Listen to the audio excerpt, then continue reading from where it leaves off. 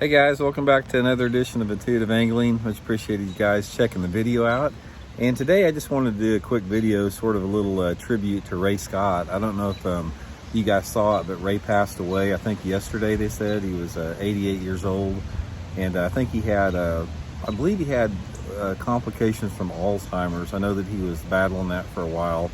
But anyway, everybody got the news today, and I just wanted to sort of reflect a little bit and sort of tell you guys a little bit about some of my experiences with him over the years. I think that one of the deals, I think that a lot of people in today's world of bass fishing, especially the younger generation, they don't really understand or give Ray Scott the appreciation he deserves and the credit he deserves for what he has created that everybody is involved with now. I mean, Ray Scott is the reason that professional fishing exists. I mean, not to say it wouldn't have came about into some shape or form, but he was the one that initially had the idea back in 1967, started the Bass Angler Sportsman Society, grew it to where it was, and all of the tournament organizations you have right now is a result of Ray's vision like that. So I was fortunate because back when I got into tournament fishing on the Bassmaster circuit back in the mid-80s, this was sort of like the heyday for Ray Scott and Bassmaster. You know, the Bassmaster television show was coming out. Everybody still to this day thinks the Ray Scott, Bob Cobb days of Bassmasters was the best time for the sport as far as the filming and just the vibe of it go. So I got a chance to be around Ray a lot at the weigh-ins. Ray was the weighmaster at all the tournaments. You know, he made it happen. He created the excitement and the whole vibe around it. And you know, all of us that were around Ray, we're grateful to be so. I mean, he was like, one thing about Ray Scott, he was a showman.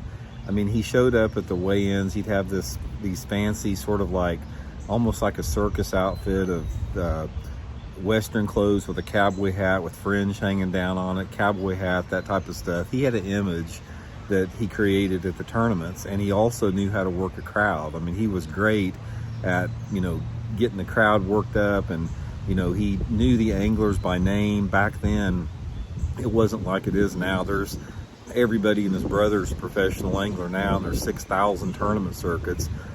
One thing you have to realize, back in Ray Scott's heyday, back when I was in it, there was only one circuit basically. It was the Bassmaster Sportsman Society, the Bassmaster Tournament Trail, and there were about 100 guys that were pros. Nobody else was a pro. So Ray knew each one of them, their personalities by hand, and he had a mold that he wanted to set on there. Back when Ray was sort of in charge and running everything, he had a real strict image about what he wanted his fishermen to look like. It wasn't like now where, you know, you've had some breakout.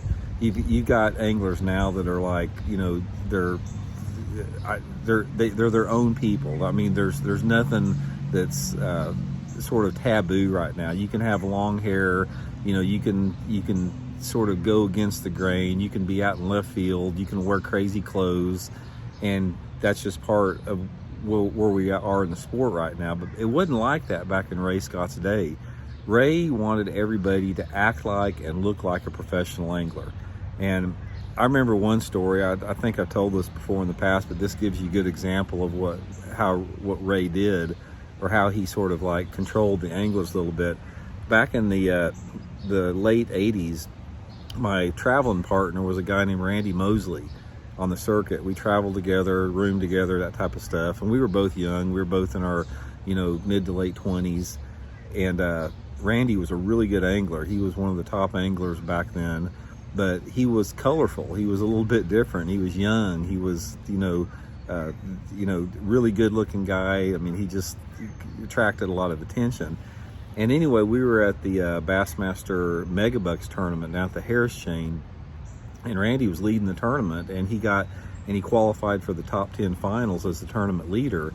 And that, I remember Randy and I were rooming together, and I was really happy for him, and I was right there next to him when Ray was calling everybody up on stage. And Randy gets up on stage, and he's got this pair of Hawaiian shorts on, these Hawaiian flowered shorts. And Ray goes through his whole deal, and Randy starts to walk off the stage, and Ray pulls him aside. He goes, you are not going to fish this tournament in those shorts. He goes, you get down to the store tonight and you buy yourself some respectable shorts, because you are not going to come up on the stage in those Hawaiian shorts. And that's how he was. I mean, Ray had an ideal about how he wanted his guys to look and act, and it stayed like that. But you know, it just can't be overstated about what Ray Scott brought into the sport. I mean, he created the energy and the vibe of Bassmaster magazine. He put together all the foundation and the stabilizing factors in the sport. This was back in the days where Harold Sharp was tournament director. You know, Bob Cobb was running Bassmaster television shows.